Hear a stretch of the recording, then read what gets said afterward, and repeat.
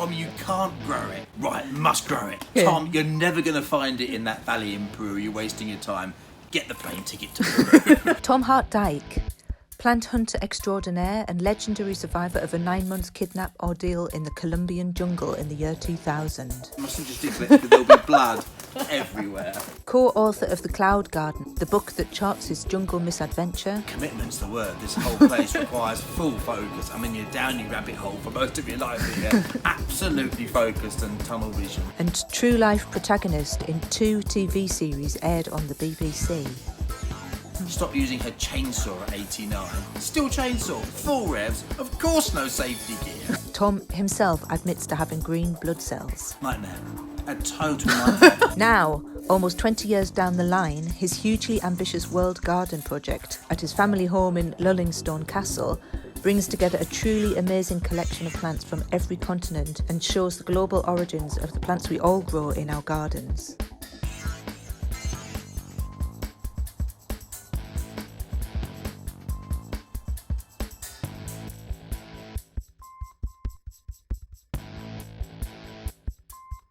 So here we are with Tom Hart Dyke today, and Tom is the creator of the World Garden at Lullingstone Castle, which is his family home. Tom has been kind enough to agree to answer some questions. Tom appears to be like one of the biggest plant buffs I've ever met, so I'm sure you're going to learn a lot from it. What exactly is it about plants that excites you?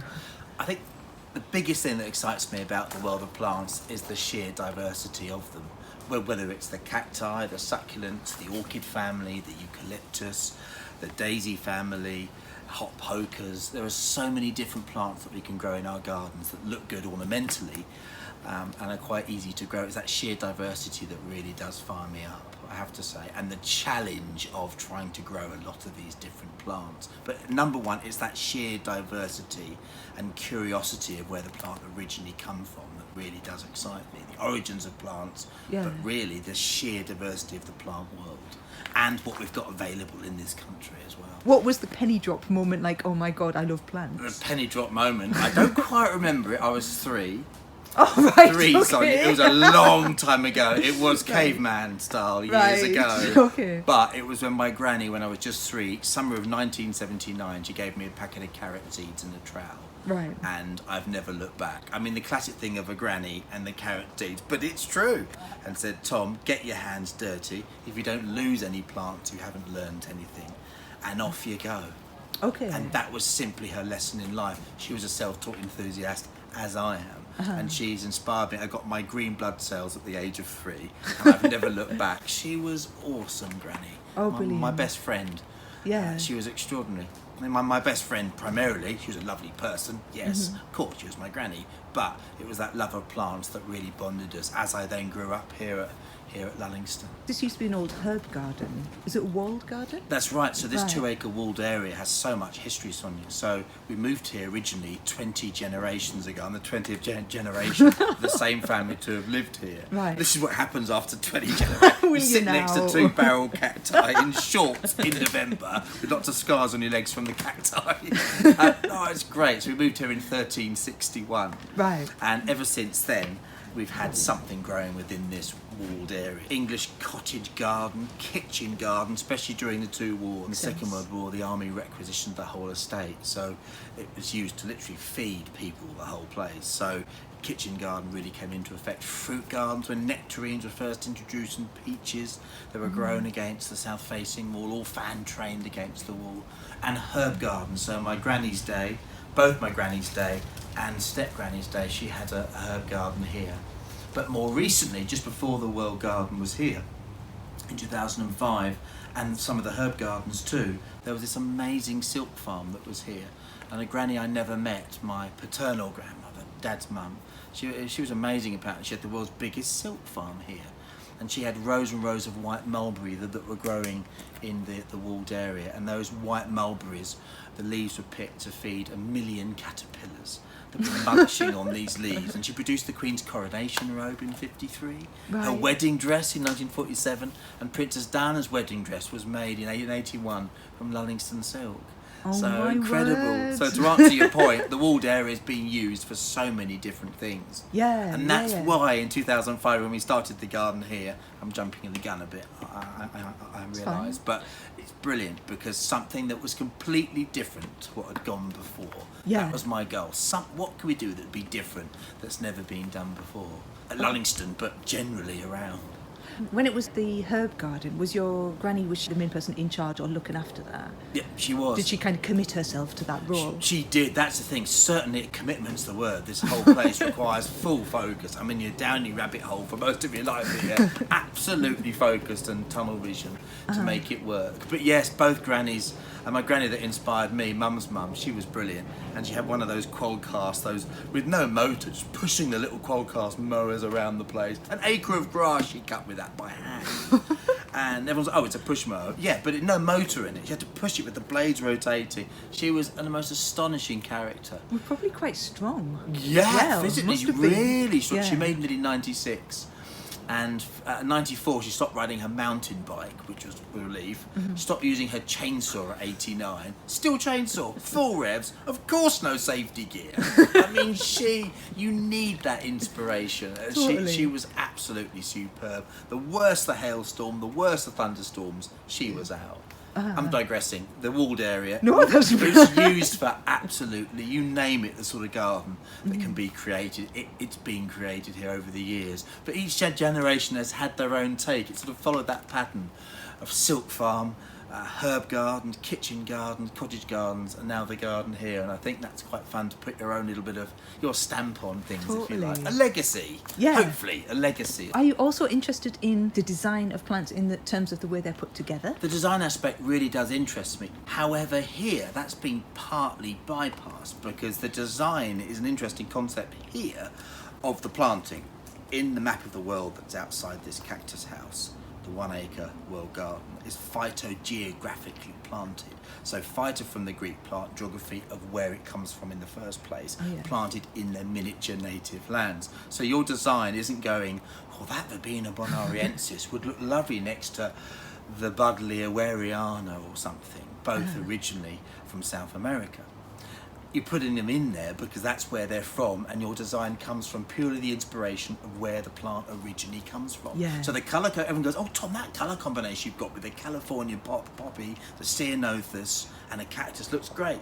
Well, I just put it there because I put it in their miniature native lands, not thinking that would look nice next to that. It's purely gone where it's come from, but what's come from it has been a design in itself, entirely inspired by the indigenous nature of where it originally occurs from. And that's quite fun. So I'm not a designer, don't pretend to be at all, but the byproduct of planting it the way we've planted it out, including in here as well to a degree, has meant you've got all sorts of people, designers who've come along and gone, I'm definitely going to put that next to that. Oh, that colour works next to that stem and leaf and shape of whatever really well.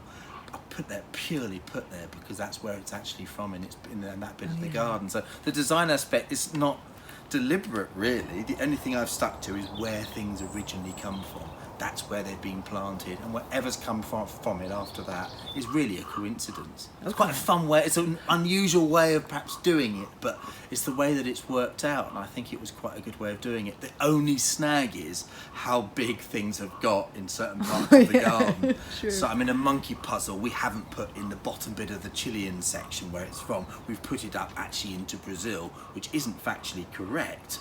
But we knew it was obviously going to get into quite a large tree. So the Chilean monkey puzzles are now in the centre and top of the continent of South America, which has more space. So we've cheated very occasionally, depending on how big the plant's going to get. But otherwise, that's just a few exceptions. Otherwise, it's where it's from, it's planted accordingly. Now, I noticed, because you have a YouTube channel as well, don't you, that this is sometimes going down to the precise detail. Like you had, I think, within the UK, you had like Kent. Separate, like it was going like really, really like zoomed in on the local areas of where you would find these plants. That's what's so fun. And people come around the garden and they go, oh, that's where that's from. I've got that in my garden. Oh, it's from there. Verbena bonariensis is actually a classic plant that people use a lot in planting, and it's almost at every garden centre and even, well, big places now, supermarkets and so on. And yet it's a plant that comes from the other side of the world.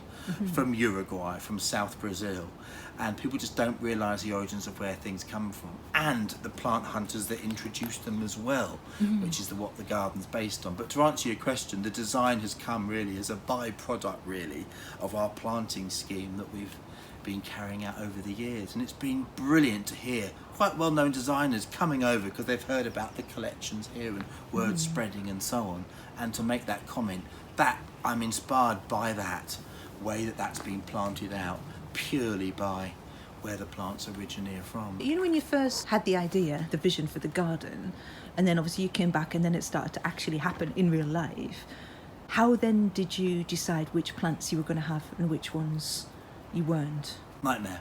A total nightmare. I mean, as you're aware, the garden started 23 years ago when I was held hostage in Colombia, trying to find rare species of orchid. And 3 months into our captivity, our captor said, "You've got 5 hours before we horribly torture you and kill you." So what do? I opened up my diary and started scribbling what turned into the world garden here, inspired by plant hunters and plant collectors and so on. And the next thing, in Colombia, but also afterwards, after eventually being released, I talked too much about plants. They couldn't wait to get rid of me. That's what Mum still says. Talk too much, get lost. They couldn't face it any longer. That's probably true. And it was difficult. Trying to go for floral emblems was the first thing. Floral emblem of South Africa. Oh yeah. King Protea, bird of paradise, white arum lily. Plants that people are familiar with in their own gardens and will come here and go, "I didn't know that white arum lily was from South Africa." Bearing that in mind a bit, trying not to have too many massive plants in the garden. Yeah. Things that have become perhaps invasive. I mean, how do you gauge that? You don't know that necessarily till you've planted it out, and it might love your conditions and go mad. But asters are something that we've got to modify a bit. The asters have gone mad in North America. But yeah, trying to find plants that are well known, plants that are floral emblems, plants that people are familiar with in their gardens, plants that I absolutely love and want to show off in the garden, especially things I've collected myself or from a friend of a story that goes behind the plant, how I got it here, who gave it to me, a well-known person you've looked up to all your life, or whatever it might be. Even if the plant's not that ornamental to look at, plants that have stories behind them that you can explain to visitors that come, that's a huge buzz. But it was difficult, and we're trying now just to maintain what we've got, because the collection has really become almost complete, really. If anything, too much. Fantastic, isn't it? It is fantastic. Doing it for 18 years now, we've really got to a stage, even with bad winters that we've had actually, and hot summers, a lot of the plants haven't done that well, but overall, it's been brilliant. Can I just say, you know, you've got a couple of tunnels that as a visitor you walk through. I think that those aspects are really good. They're quite fun, aren't they? Well, they're very well. They're immersive and they're very engaging, and you get the real 3D experience. Yeah, you do go through the tunnels and so on. Well, the wisteria rose arches in China is quite fun, and the little pathways, plant hunter pathways we call them, in and amongst the continents. But the problem is they can get quite overgrown, so you end up getting a few of them that really are impassable. But we try our best to keep on top of the pruning and so on. Trying to get the visitor to see as much of the planting as they can with a series of paths. Do you find that your interest in a plant is greater according to if that plant is hard to find or not? Of course. Tom, you can't grow it. Right, must grow it. Okay. Tom, you're never going to find it in that valley in Peru. You're wasting your time. Get the plane ticket to Peru. Of course, Sonia. And when you do, often you might fail and you accept that, but when you do succeed, then yes. And when you've got it growing here, you absolutely make sure that's the focus. If it's hard to grow, you really got to tend to it as much as possible. Someone saying you can't do something, the basic human thing, whatever it is, you really want to try and prove people wrong. Getting hold of a plant that is quite rare in the wild, or if you're allowed to do so, I should add, with the right permissions and everything else, is quite a buzz when you see it in the wild. Even if you can't collect it because you're not allowed to, taking pictures of things in flower for the first time you've never seen before. In Peru, I mention Peru a lot, but that's a place I really do enjoy travelling to. Oh, fantastic place. And of course that's the buzz, and there are a few plants that are around here that I managed to get that are hard to get hold of in this country, or are poisonous, or sting you for 9 months when you touch them, such as the deadly stinger, which is over there from Australia. Is that the one you told us to Got to watch have out that. for the first Yes, time? yeah, to watch Well, you out said, "Oh, for." just watch out for that," very casually. Right next to the path. That's the one. All these different things, but certainly, a plant that is hard to get hold of, or rumoured to be in a certain forest in Borneo. You've got to go and find it. Even if you're not collecting it, you've got to go and see it in the wild. Yes is the No, I answer. get that. And it's a weird thing. I think that's like a human trait, I think, as Of well, course isn't it it? is. Of course it is. It's a funny old thing. I hope that I never become a hoarder of things. Oh yeah, I'm sure you will. You're developing nicely, and I'm absolutely certain you will. Who trained you, if anyone? Where did you train? And did you have a mentor? Where did I train? My only actual qualification was Sparsholt College. It's a land-based college outside Winchester in Hampshire. It's a great place, and that's where I met some great friends who I'm still friends with today. And a 1-year tree surgery course, arboricultural course. So me, a tree surgeon, me cutting down trees doesn't sound quite right with growing all these different things, but it's been a very useful qualification to have. Saved a lot of money by doing it yourself with your harness and your ropes and ladders and everything else. So I enjoyed that course there, but that's my only qualification. Mentor, lots of people. I think a direct person. I mean, college, of course, you had your mentors, you had your teachers who were great and so on. But for me, it has to be Granny, because she really imparted that practical knowledge to me of how to grow things, how to propagate things, how from seed to grow things to the best of her knowledge. She had been and done all this, or researched it. She was an absolute bookworm. She used to read meticulously through various books. Beth Chatto really inspired her. They became actually quite good friends, her and Oh, Beth that's so Chatto. nice. They did, Yeah. writing letters to each other and so on. It was great, and it's amazing. And it was Granny really the mentor. Someone I've looked up to, who you could perhaps class as a mentor, perhaps more of an inspiration really, is Roy Lancaster. Oh, really? Do you know Roy Lancaster? The name's ringing a bell, but you're going to have to give me the context. He's an amazing chap. So he's a plant hunter that's still alive. He's in his 80s, Roy, now. Amazing guy. And down near Southampton. Right. And he's been abroad mostly, or a lot of trips to Asia to bring back Is he? plants. Okay. China in particular, Oh, Japan. right, okay. A trip to Chile he made. He often writes up in the Irish Garden magazine. And he is an amazing, modest, down-to-earth, lovely guy who you feel like, even if you can't see him all the time, or I've only met him two or three times, but reading his articles you really feel that you're not alone in the world of plants with what you're doing with collecting things or growing things. His knowledge is absolutely extraordinary. He's been a great inspiration, mentor, not in the sense of teaching me things. I've only met him a couple of times, but as for growing up and reading all his books and articles, a real inspiration to me. Him and Granny, I think, the two people certainly in the plant world. I love the word bookworm. I always love the word bookworm. She really was a butcher, and to the depth she wasn't a scientific background at all. I think for her, the practical knowledge of trying to find out where the plant was from to improve your husbandry of growing it here, Oh, yeah. i.e. which country did it come from, whereabouts in that country, but the names of things, she was brilliant with the names of the plants, and she's really inspired me with that, Granny.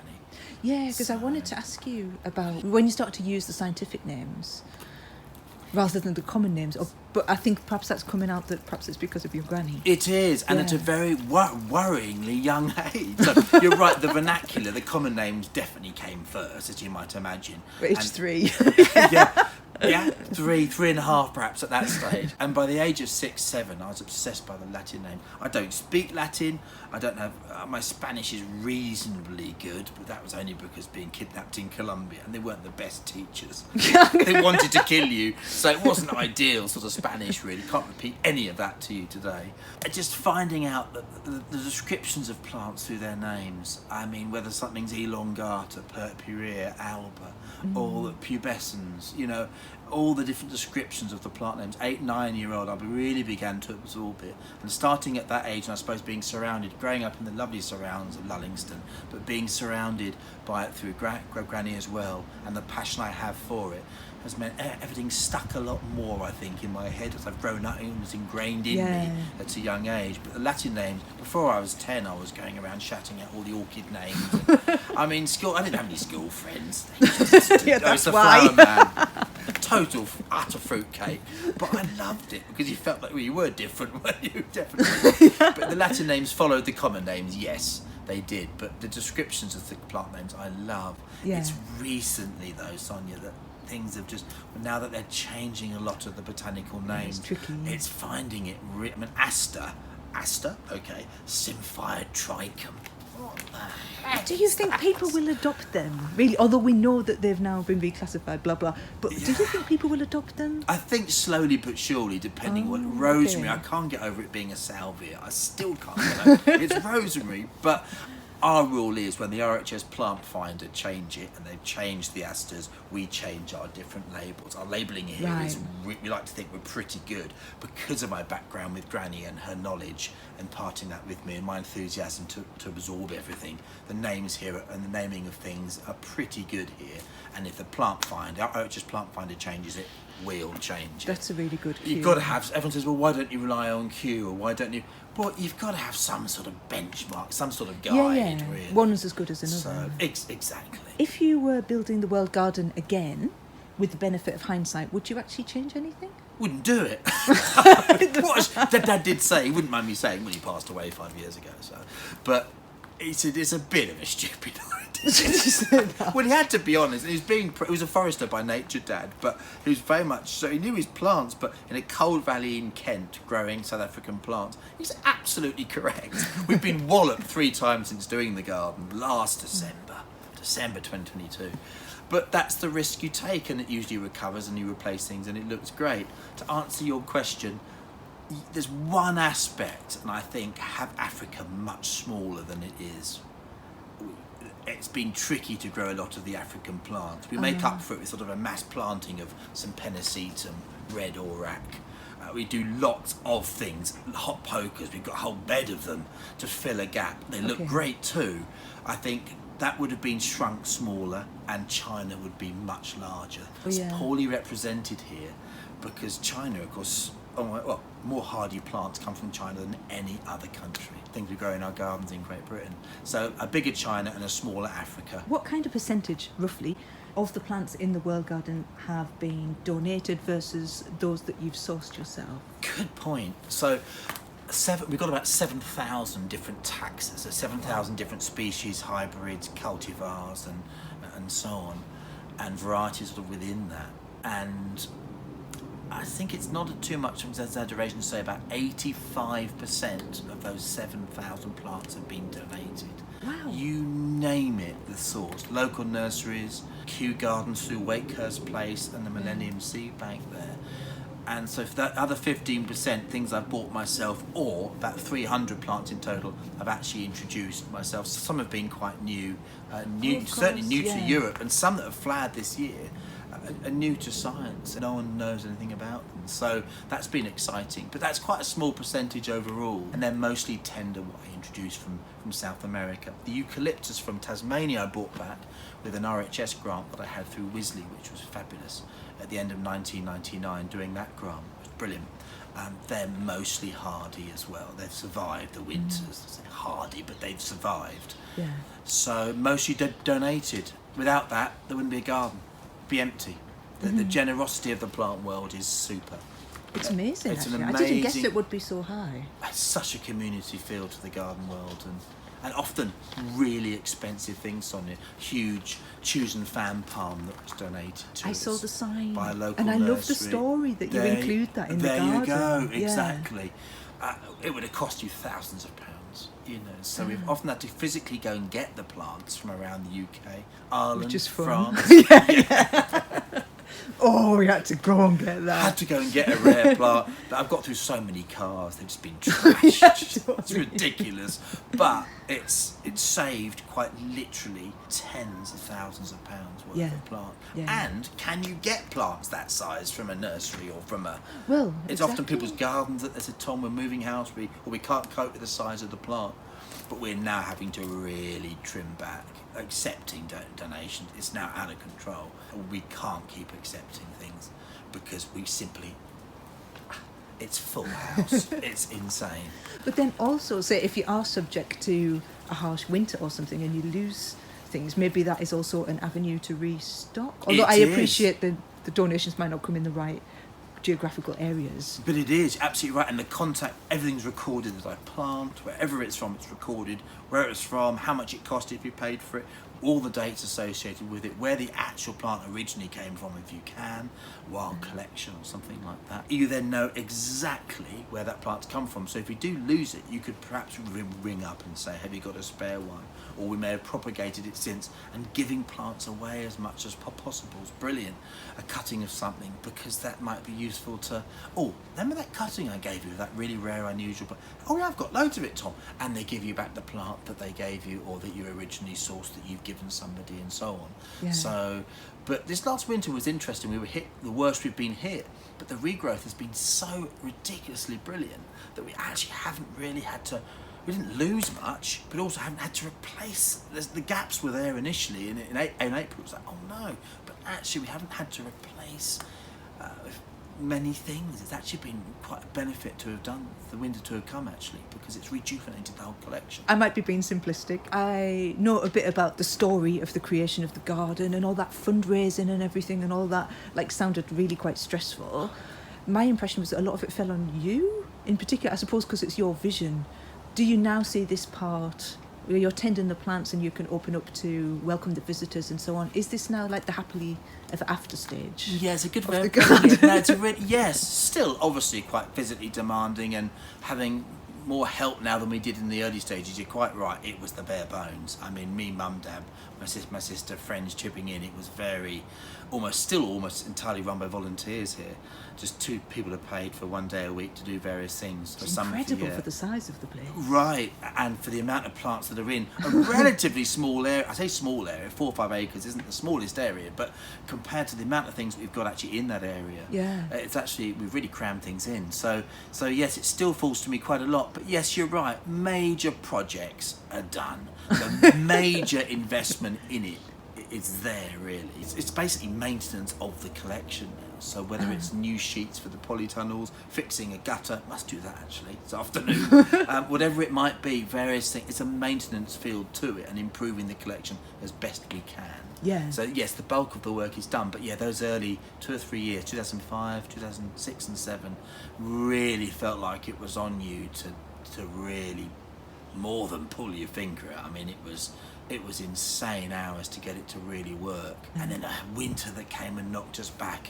But now we've really got momentum, and no matter what the winter does, really now, shouldn't really say that, tempting fate, but it doesn't, because you've got so many things that you can replace with things you've lost or whatever it is. And the team here is much more substantial. Do you know how many volunteers you have? Yes, so on and off, it's about a dozen of us, which sounds quite a lot. On and off, regulars, about 6 or 7 that come each week or every other weekend, and absolutely head down, secateurs or fork or whatever in hand, and go for it. I mean, really dedicated and absolutely superb bunch of people that without the place would be on its knees permanently. I mean, it really, they've been superb. But they will get a lot out of it as well. It's I'm a sure. good laugh. It's it's a real team effort to it, Yeah. and a really good laugh, and hopefully imparting as much as I can the knowledge that I've got of the certain areas that we're clearing, whatever we're doing that particular day, having a laugh but imparting a bit of enthusiasm and knowledge and so on at the same time. Because I mean, I definitely feel like your garden is one where you get an education. It is a bit like going to Kew. Well, someone said this year it looks and feels like a mini queue, and I was like, I'll take that. I'll definitely take that. Well, especially like the cactus house. Looking crazy, aren't they? Looking crazy. Is it still orchids that massively float your boat? Orchids do float my boat. Yeah. But the digression, yes, the sidetrack that I've gone on, the various ways I've gone, I've definitely digressed into different things. And the cacti, I do love cacti and succulents. And it's great, I've got quite an eclectic taste of various plants. It's quite handy because the world garden, you want as many different types of plants as possible, and trying to keep them all alive and in the best condition you can is a bit of a challenge. But it's gone from orchids, that was the real start, carrot seeds and orchids, to now just almost anything that's got a green leaf on it. I mean, it's got ridiculous, but a real eclectic range of plants. And because we've had quite a bit of success with growing these, Sonia, quite a good range of things, it eggs you on a little bit to try a few more. Oh, I bet. Yeah. Totally. What is the part of the garden that you're most proud of when you're showing people around? Like if you've got any visitor groups or whatever?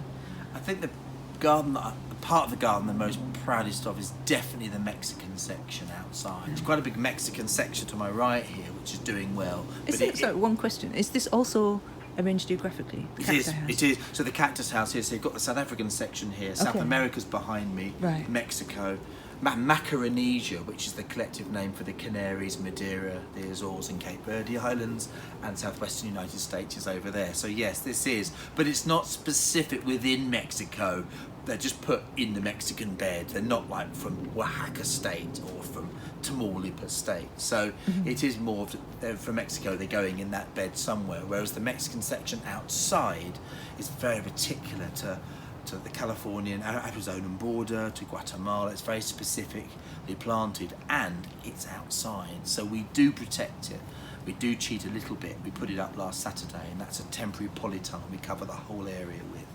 The foundations are in the ground. We dig out to get the foundations, the soil, put in the metal hoops and pull over a huge sheet, a 55-foot long sheet of plastic to keep the winter wet off. And when there's summer, when you're showing people around, there are some really very rare plants that are growing there. So that's my proudest bit for most of the year. It's not the most flowery part of the garden.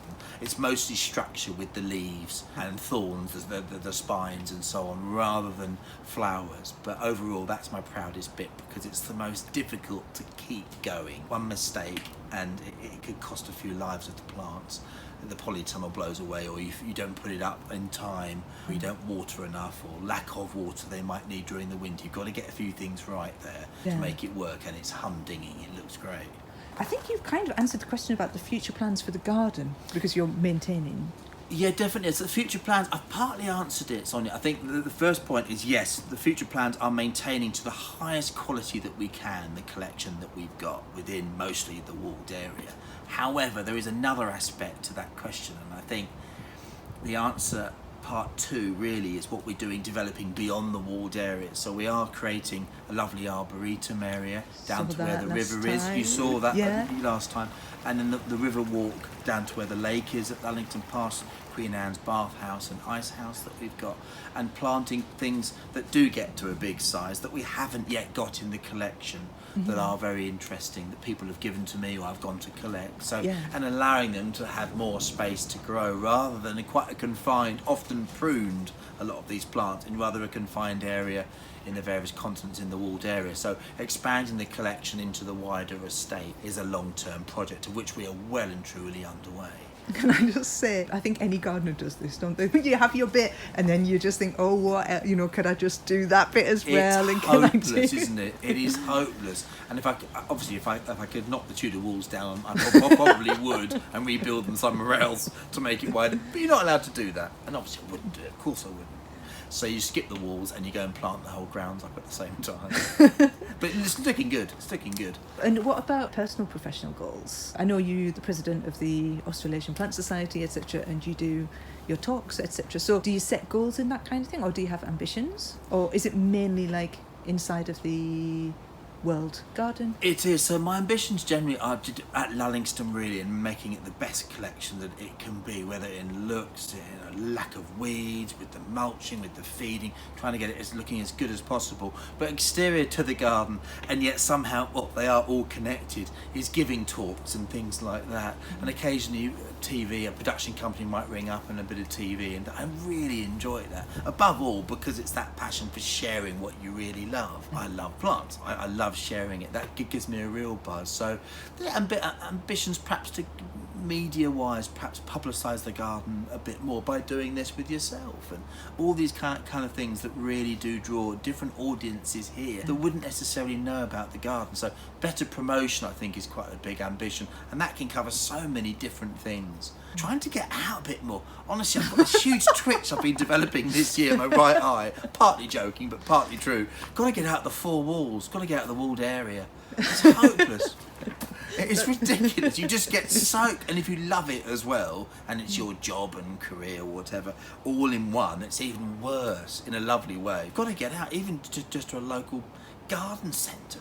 It's just, you get so absorbed in what you do. Yeah, totally.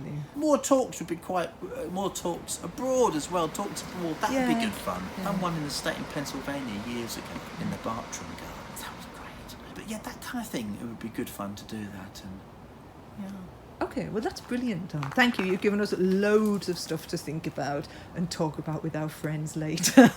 All right, brilliant. Well, cheers, Tom. Thank you. Pleasure. Absolutely brilliant.